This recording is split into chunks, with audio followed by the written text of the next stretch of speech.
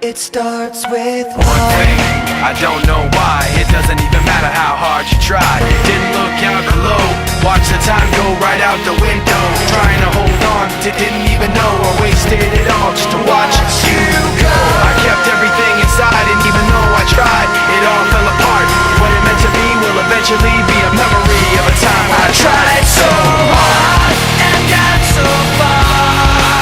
But in the end, it doesn't even matter. I had to fall to lose it all.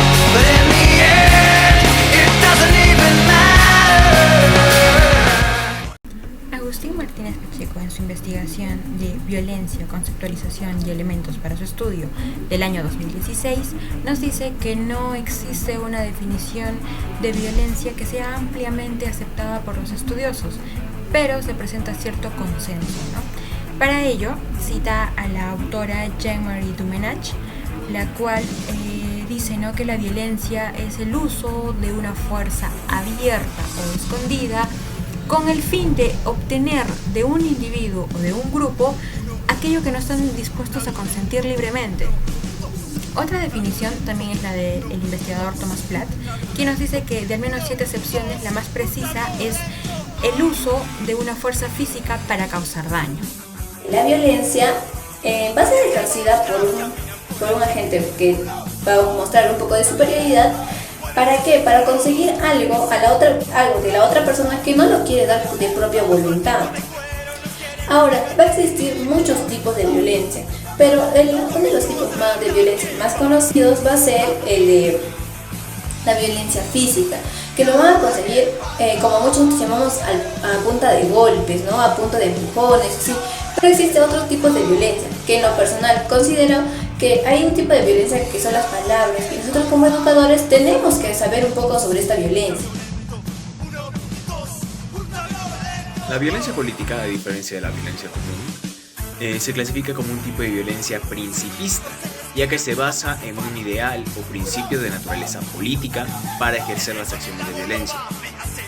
Como diría Kant, se basa en una máxima de naturaleza objetiva, es decir, que considera que el ideal es universalmente válido y por lo tanto encuentra las leyes de la sociedad como inválidas.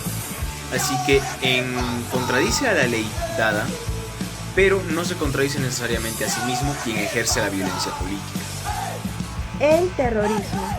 El terrorismo tiene un concepto contemporáneo moralista, el cual es justificado por sus participantes como una acción o un acto de abnegación y sacrificio, el cual está considerado dentro del grupo de violencia política porque viola los derechos humanos de vivir en tranquilidad.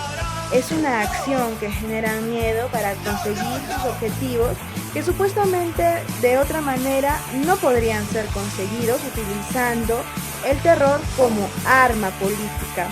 Es un ataque que perjudica a todos los ciudadanos a poder tener un impacto de terror ante estos ideales. Actualmente el terrorismo está considerado como una de las mayores penas, inclusive a otro crimen que se considere común. Violencia. La violencia trae consigo grandes consecuencias que a veces ni imaginamos un poco. En algunos casos puede ser irremediable, más aún cuando se trata por la obtención del poder fomentando el terror. Uno de los más grandes ejemplos que reveló la gran inestabilidad mental que pueden llegar a tener estos aficionados del poder son los grandes casos de violencia a nivel de decisión política que desencadenó toda una etapa de terror para los pobladores indefensos, todo un proceso de mortandad que atemorizó a la población peruana. ¿Cómo olvidar las grandes desgracias producidas por ambos bandos terroristas como lo son Sendero Luminoso y el MRT, que tras la incertidumbre que evidenciaba la inestabilidad política, aprovecharon para tratar de imponer su mandato? ¿Cómo olvidar aquellas masacres que declinaron en el gran genocidio de tantas comunidades campesinas de Ayacucho?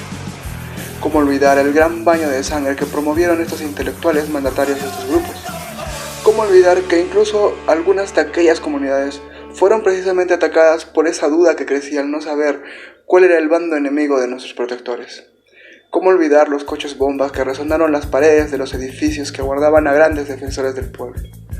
¿Cómo olvidar el asesinato y humillación hacia la integridad física y femenina contra María Elena Moyano?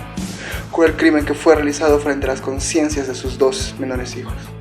¿Cómo olvidar la gran lucha que se vivió contra 2 de los grupos reversivos que más impactaron en la sociedad peruana? Violencia política en Colombia. La guerra civil de Colombia es la más antigua de América. Han muerto más de 250.000 de personas y han sido desplazados unos 6 millones de sus lugares de origen durante los últimos 70 años, debido a la inexistencia de un acuerdo nacional que permita la inclusión de los colombianos en un espacio de convivencia política aceptado por todos. El protagonista de esta es las FARC-EP, Fuerzas Armadas Revolucionarias de Colombia, Ejército Popular, cuyos principios fundamentales son el marxismo-leninismo. Las FARC se transformaron en una narcoguerrilla que financia sus actividades con el tráfico de cocaína, además de mantener estrechos contactos con el régimen cubano y venezolano. El proceso de paz fue iniciado por el presidente Manuel Santos en el 2012, por lo cual recibió el Premio Nobel de la Paz. Actualmente la inserción en la política de las FARC tiene retrasos debido a exigencias de la narcoguerrilla y la percepción de la población.